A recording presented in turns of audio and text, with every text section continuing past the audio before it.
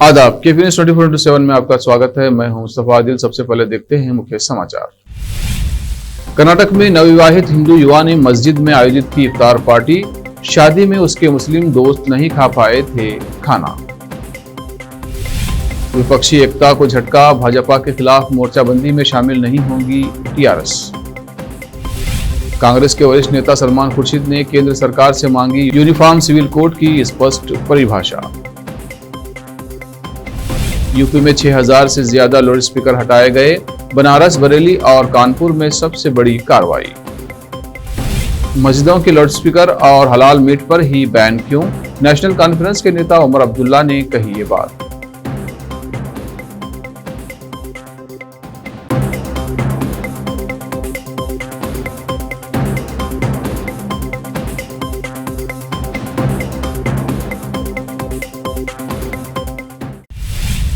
अब समाचार विस्तार से। बुधवार को चिड़गुप्पा के बसवराज चौक में फैजान रजा कमेटी के द्वारा इफ्तार पार्टी आयोजित की गई, जिसमें हुमनाबाद के एमएलसी भीमराव पाटिल मुख्य अतिथि थे।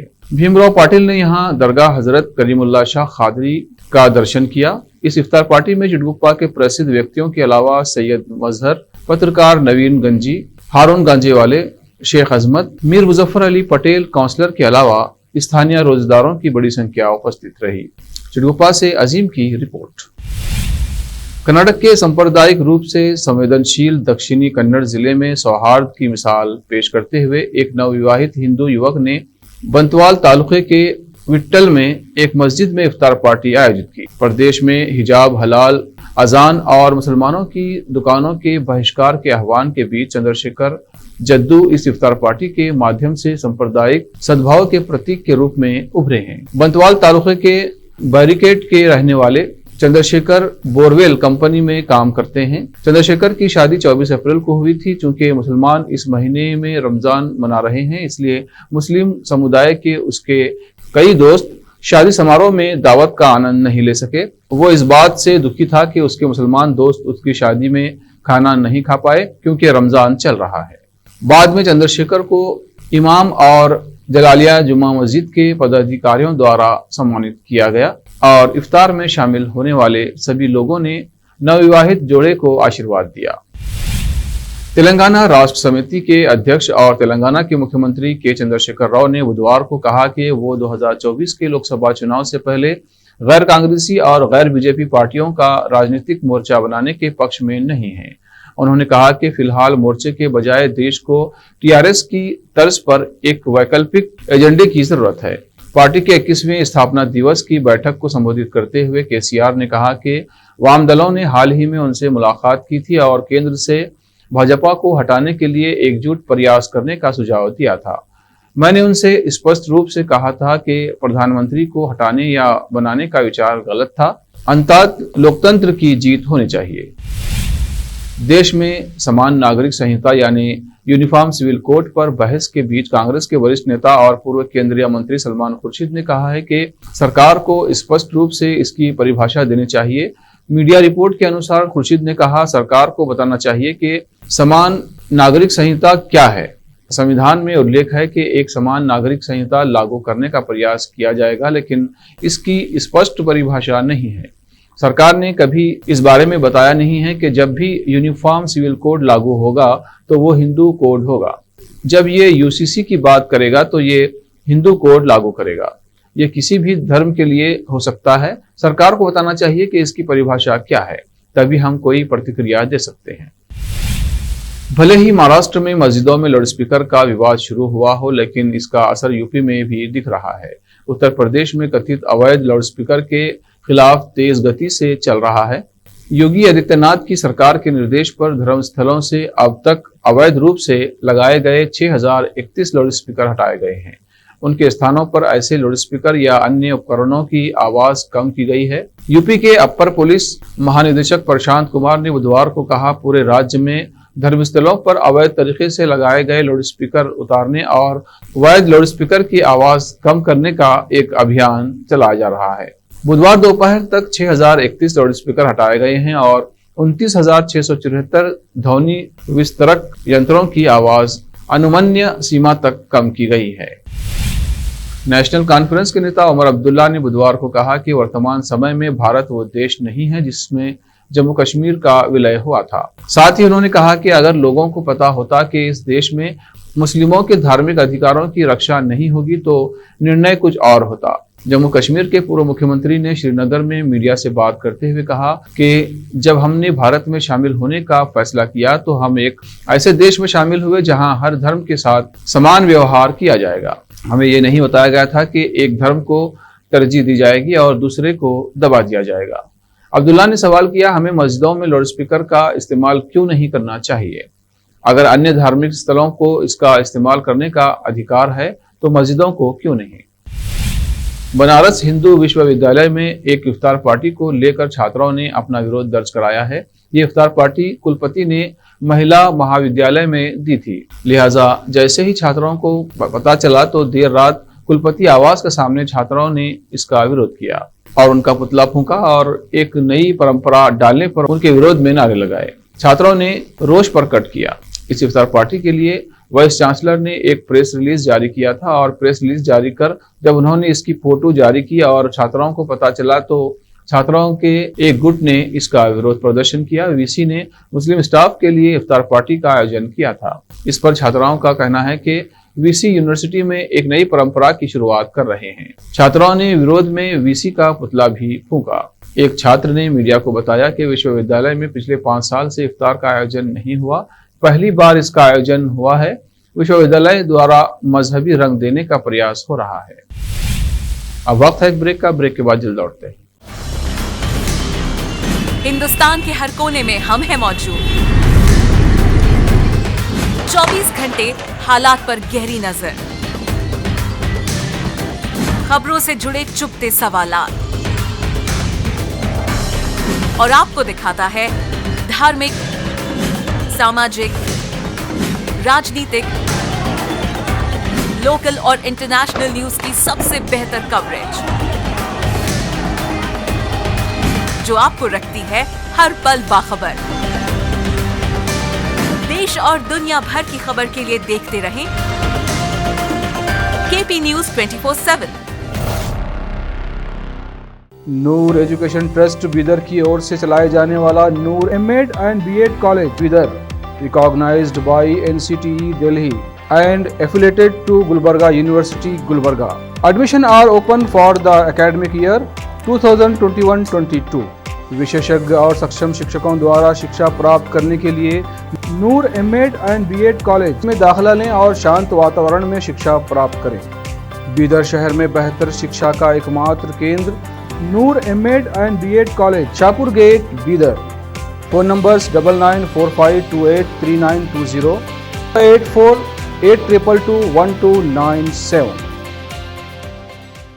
रोगियों की सेवा और देखभाल करना जहां बड़े सम्मान की बात है, वहीं ये एक सम्मानीय पेशा भी है। इस पेशे को अपनाने वालों को नर्स कहा जाता है और इसका प्रशिक्षण लेने को नर्सिंग कहते हैं।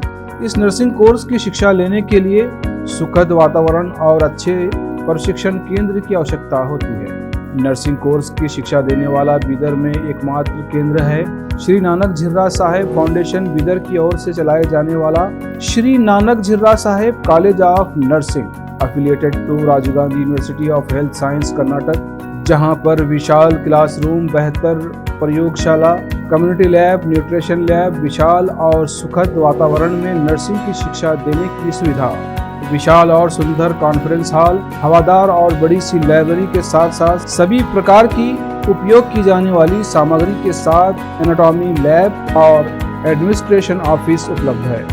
Vice chairperson Mrs Reshma Kaur की देखरेख में चलाए जाने वाला और प्रिंसिपल मिस्टर महांतेश की निगरानी में बेहतर नर्सिंग ट्रेनिंग का एकमात्र केंद्र Shri Nanak Jhirra Sahib college of nursing, near Nehru stadium, Bidar.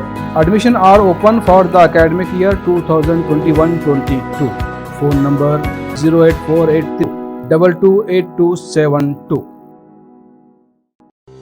जब अपने सपनों का नया घर बन जाए तो उसे सजाने के लिए जहां घर की दूसरी सामग्रियों की जरूरत होती है, वही घर का मुख्य पात्र होते हैं द्वार, खिड़कियां, अलमारी।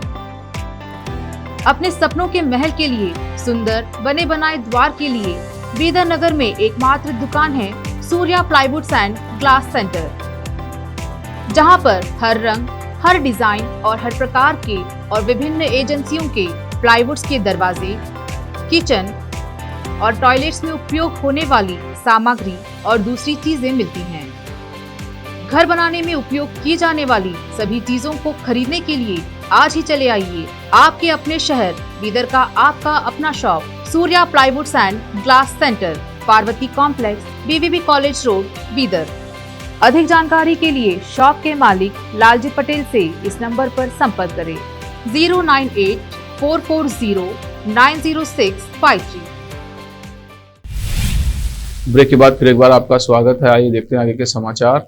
दक्षिण कश्मीर के पुलवामा जिले के मित्रिगम इलाके में बुधवार को हुई मुठभेड़ में अलबद्र के 2 स्थानीय आतंकवादी मारे गए। पुलिस महानिरीक्षक विजय कुमार ने बताया कि मारे गए दोनों उग्रवादियों की पहचान एजाज हाफिज और शाहिद अय्यूब के रूप में हुई है। मशरक प्रखंड क्षेत्र के सोनौली पंचायत के गोडना वार्ड नंबर 9 में बीते महीने पहले अचानक अज्ञात कारणों से घर में लगी आग के कारण पूरा घर जलकर राख हो जाने का मामला सामने आया था। उक्त मामले में पीड़ित परिवार को सोनौली मुखिया इम्तियाज खान उर्फ चुन्नू बाबू के द्वारा सरकारी प्रावधान के अनुसार मिलने वाली सहायता राशि का चेक बुधवार को दिया गया। इस मौके पर मुखिया इम्तियाज खान उर्फ चुन्नू बाबू ने बताया कि बीते महीने पहले आग लगने से सुदामा शाह का पलानी नुमा मकान जलकर राख हो गया, जिसमें पीड़ित परिवार को बिहार सरकार आपदा प्रबंधन विभाग के तरफ से 9,800 रुपये का चेक प्रदान किया गया। संत कुमार गोस्वामी की रिपोर्ट। सोनौली पंचायत के वार्ड नंबर 9 में पिछले महीना सुदामा शाह के घर में आग लग गया था, जिससे काफ़ी इनका क्षति हुआ। जो भी खाने पीने का सामान था, कपड़ा लत्ता सब जलकर राख हो गया था। उसी के ऊपर आवेदन पर इनके तरफ से देकर और जो भी सरकारी मुआवजा सरकार की तरफ से मिलता है 9800 का चेक, वो आज इनको प्राप्त हुआ है सरकार की तरफ से, जिसके लिए सरकार का आभारी ये लोग है और जनता भी सरकार का आभारी है। जय हिंद, जय भारत। जनपद मुरादाबाद के भोजपुर आशा गांव निवासी पीड़ित मनोज द्वारा जिला कलेक्ट्रेट पहुंचकर जिला अधिकारी को सौंपे गए शिकायती पत्र में आरोप लगाया गया है कि कुछ समय पहले उसके पिता सियाराम की मृत्यु हो चुकी है। पिता की मृत्यु के उपरांत वो अपना नाम कृषि भूमि पर वारिसान के रूप में अंकित कराना चाहता है। पीड़ित मनोज का आरोप है कि हल्का लेखपाल नाम अंकित करने के नाम पर मोटे सुविधा शुल्क की मांग कर रहे हैं। पीड़ित ने सुविधा शुल्क देने से साफ इनकार कर दिया। आरोप है कि हल्का लोकपाल ने पीड़ित का नाम कृषि भूमि पर अंकित न करने के एवज में विपक्ष पार्टी से मोटी रकम वसूल। इसकी शिकायत पीड़ित मनोज ने जिलाधिकारी से करते हुए इंसाफ की मांग की है और आरोपी लेखपाल पर कार्रवाई की मांग की है। पीड़ित मनोज ने इस संबंध में बताया। मुरादाबाद से केपी न्यूज के संवाददाता आलम वारसी की रिपोर्ट। मनोज कुमार सर। मनोज कुमार आज कौन से अधिकारी के पास आए? डीएम साहब के पास गए थे सर। क्यों आए आज आप? सर मेरा थोड़ी ज़मीन है, उसकी लेखपाल पोती करके नहीं दे रहा था। कहाँ पर है आपकी ज़मीन? भोजपुर आशा। क्या समस्या आ रही है आपको? समस्या ये है, मैं पहली उसमें दिसंबर में गया, तो उसमें गया था मार्च में, तो मैंने कहा मैं सर मेरी पोती दर्ज होनी है। बोले हो जाएगी। बोले कहा था आपने? आंसू कुमार से, लेखपाल से। लेखपाल से जी। बोला इतना खर्चा आएगा, मैंने दे दिया सर 5,000 रुपये का उसका खर्चा। अब जब मैं बाद में गया उसके पास 20 अप्रैल में, तो बोले जब तक और खर्चा नहीं देगा, जब तक तेरी पोती दर्ज नहीं करूँगा तू कहीं भी चला जा। अच्छा। ये बात मैंने डीएम साहब से ही बोल दिया। डीएम साहब बोले कि ये बात कह रहा था नेपाल में। सर कितनी ज़मीन है आपकी? करीब 1.5 बीघा के लमसम है। कहाँ पर है, किस जगह पर है? भोजपुर आशा पेट्रोल पंप के पीछे। थाना कौन सा लगता है? थाना मुंडा पांडे। क्या चाहते हैं आप इसमें? सर मेरी पोती दर्ज हो जाए, मेरा कब्जा हो जाए उस संपत्ति का। तो लेखपाल नहीं कर रहा? नहीं, वो दूसरी पार्टी से मोटी रकम खा चुका है। टाइगर श्रॉफ और तारा सुतारिया ने अपनी अपकमिंग फिल्म हीरोपंती 2 की सफलता के लिए प्रार्थना की। दोनों स्टार्स ने मुंबई में एक दरगाह का दौरा किया। दोनों की फिल्म हीरोपंती 2 सिनेमाघरों में कुछ घंटों में रिलीज होने वाली है। दोनों इस मौके पर ट्रेडिशनल आउटफिट में नजर आए। तारा और टाइगर माहिम दरगाह पर पहुंचे। जैसा कि ये प्रथा है कि वहां लोग अपने सिर पर फूलों का एक डॉल लेकर जाते हैं, तो टाइगर और तारा भी लेकर अंदर जाते हुए दिखे। दरगाह में कुछ समय बिताने के बाद बाहर निकलते समय दोनों मुस्कुरा रहे थे। इसके बाद टाइगर और तारा दक्षिण मुंबई के बाबुलनाथ मंदिर में भी गए। हर फिल्म रिलीज से पहले टाइगर धार्मिक स्थान पर जाते हैं। आखिर में फिर एक बार देखते हैं मुख्य समाचार। कर्नाटक में नवविवाहित हिंदू युवा ने मस्जिद में आयोजित की इफ्तार पार्टी। शादी में उसके मुस्लिम दोस्त नहीं खा पाए थे खाना। विपक्षी एकता को झटका, भाजपा के खिलाफ मोर्चाबंदी में शामिल नहीं होंगी टीआरएस। कांग्रेस के वरिष्ठ नेता सलमान खुर्शीद ने केंद्र सरकार से मांगी यूनिफॉर्म सिविल कोड की स्पष्ट परिभाषा। यूपी में 6000 से ज्यादा लाउड स्पीकर हटाए गए। बनारस, बरेली और कानपुर में सबसे बड़ी कार्रवाई। मस्जिदों के लाउड स्पीकर और हलाल मीट पर ही बैन क्यों? नेशनल कॉन्फ्रेंस के नेता उमर अब्दुल्ला ने कही ये बात।